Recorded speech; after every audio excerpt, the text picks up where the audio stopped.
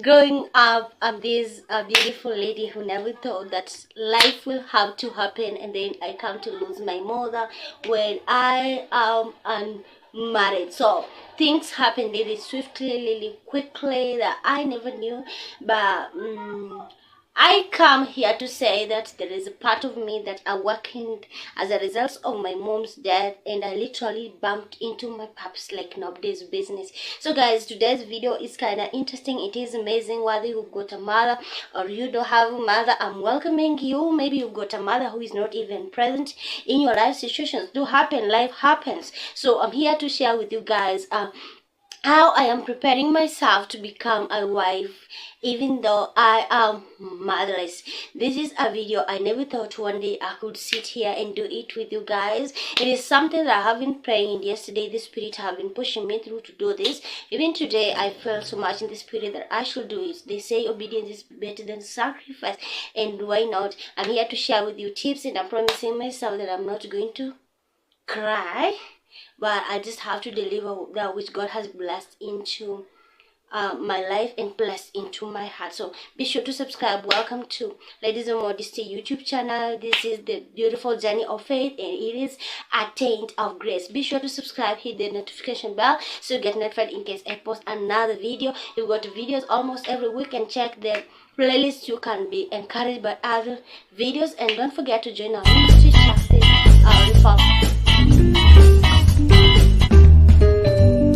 On a lighter note, I am not here to vlog this as a result to seek for empathy or sympathy.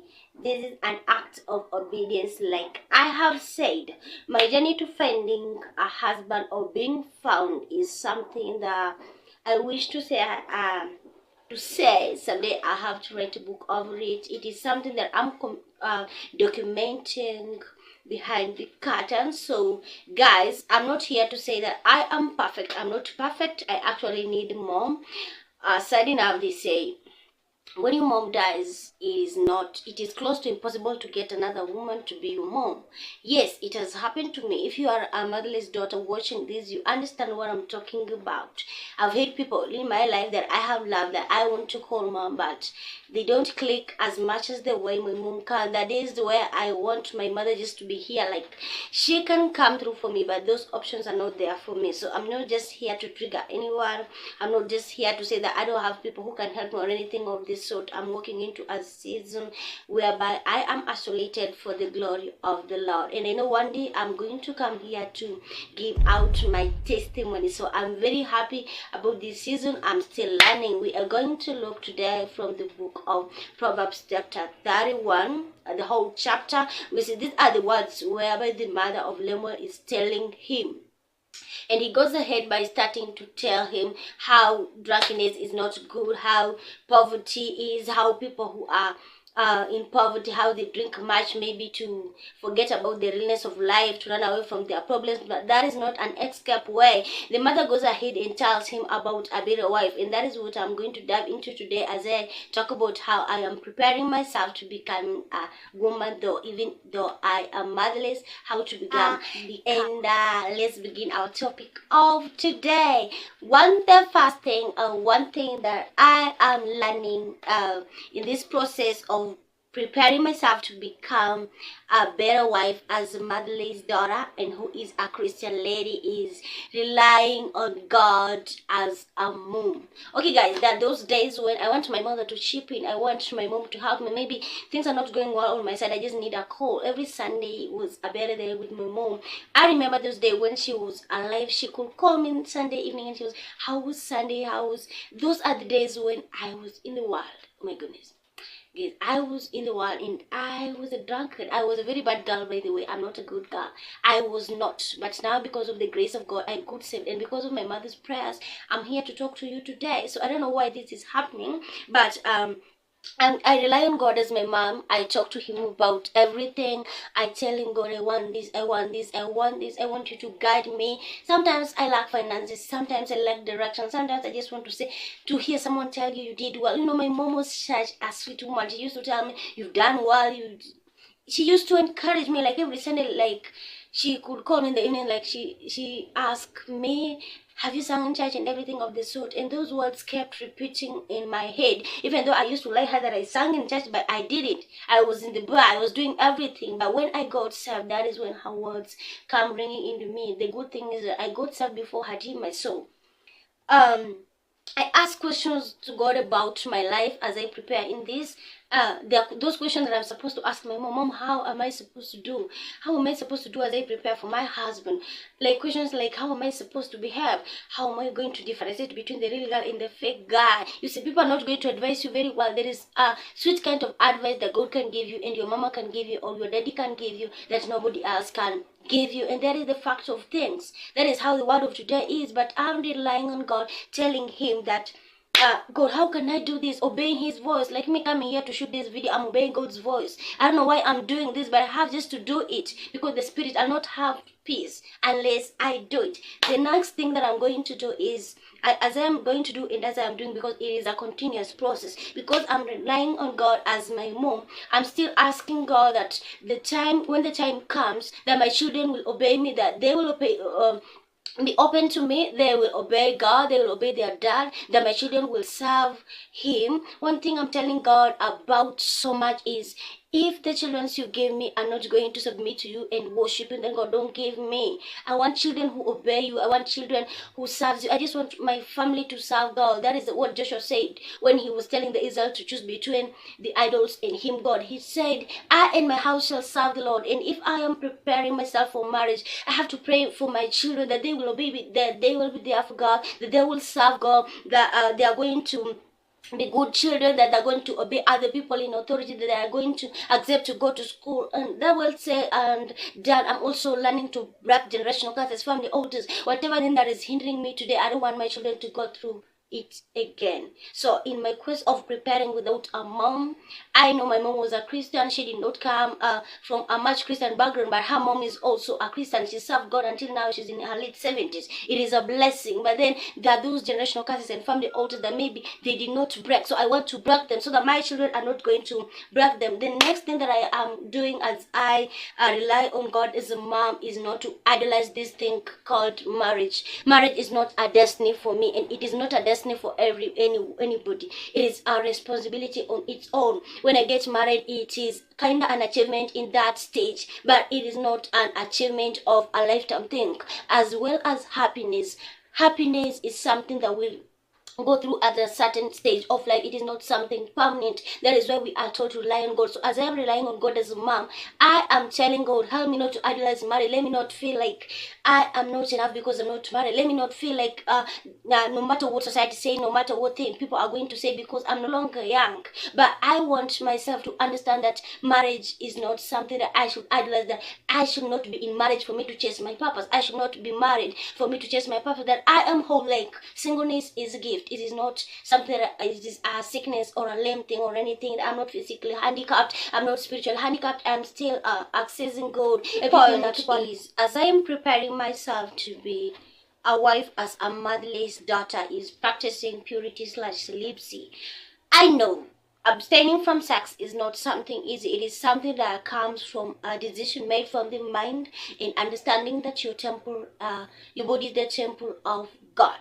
You know, I've been celibate. It is now going 3 years, and I love the journey because I am not living a fake life. I am living a real life. Even though it is not easy, it is something that you need to move closer to God in prayer and everything. There are those people that you're not going to hang in with. There are those people that you have to keep boundaries. There are things that you used to watch and listen to that you're not going to do.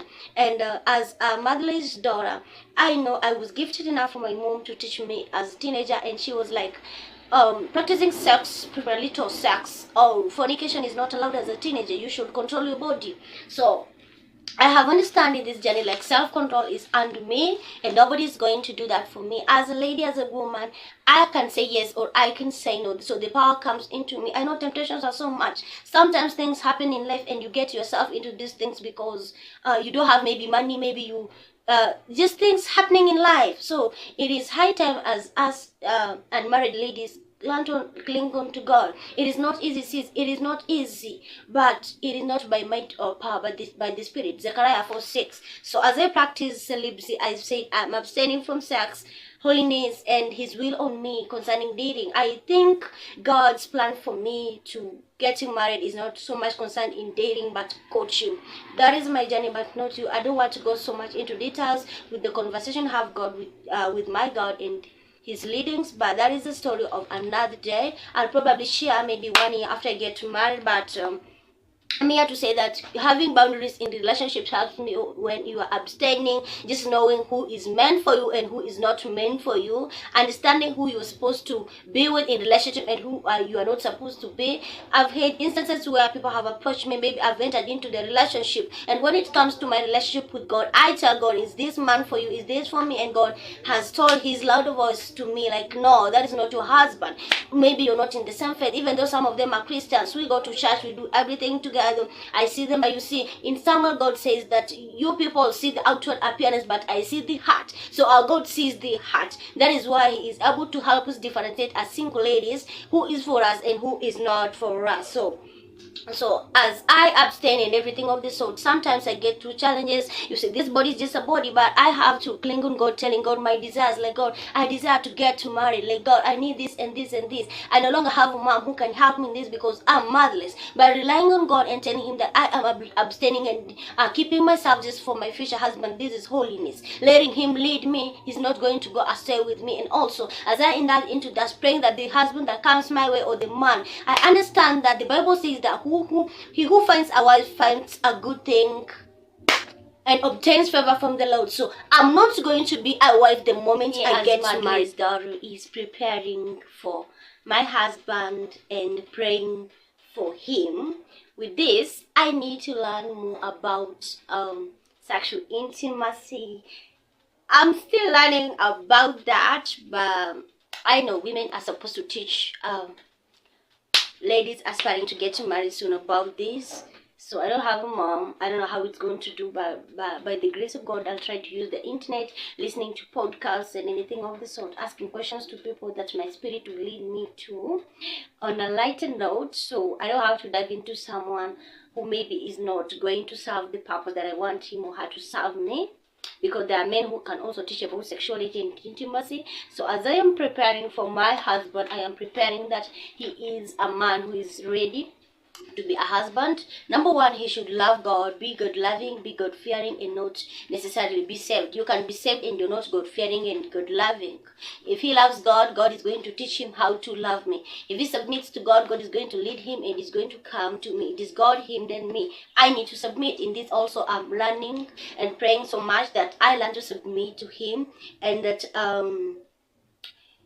for the protection of his salvation, that he is not going to fail in salvation, in as much as he's waiting for me to meet him, or that we bump into each other. I'm asking God that he directs our path, that as we meet, there shall be something that shall be a sign of confirmation that he is for me. And I'm also praying that as we meet, he is going to know that I'm his wife, and nothing is going to block us. We are praying against generational curses and family altars. I'm praying for his work, that as he works hard, as he be a man who is hardworking and providing for a family, he learns to provide. He learns to lean on God's understanding and not his own understanding. He submits to God's will. I'm preparing for his relationship with God, that he relies on God more, that he relates so much with his family. I'm praying to marry into a good family. That is very, very important. We are talking about generational curses and family altars. So if I come into a family that is so prayerful, it is going to be easy for us to shake those demonic altars and family generational curses. And also, I pray that God, I fall into his plan and it fall into my plans. And as we cling on to God's plan, that things are going to flow very easily. I don't know him, maybe I'm not him, maybe I don't know him. I just open to the will of God, because I don't know. I don't want to spill the beans concerning God's words to me, God's voice to me, God's direction to me. I don't know him and God knows him. Maybe I might be talking to someone and he's not my husband. Maybe I've not met anything that you want shall be added unto you. So in this season, I'm trying to chase my purpose as I prepare for marriage. So as I'm shooting this video and content to you guys, I'm also chasing my purpose. And in that, this is that which gives me fulfillment, that which gives me peace. And so as I chase my purpose, I'm trying to align in understanding God's plan for me. I'm not going to try to compare myself with any other people. My calling is not like any other person. I formed this channel not concerning me wanting to form Ladies of Modesty ministry as a whole. It was a direction from someone who God's touch. So I'm just trying to know God's plan and submitting to His will. And also I'm open to His leading, whatever is going to tell me to do or to follow for me to have a successful marriage or lead me to marriage. I am just open to that. And again, I am trying so much to understand my calling, that maybe it is my calling that is of so much importance. Maybe I am not well prepared for it. That is why I'm not married yet. Or maybe my husband is not yet prepared for it. So I'm also praying that his preparation is going to be successful and complete according to God's will and plan. So as I submit to God's will, I am also praying that he submits to God's will and that he chases his purpose, and that I serve God with passion as he also does that. And also praying deeper.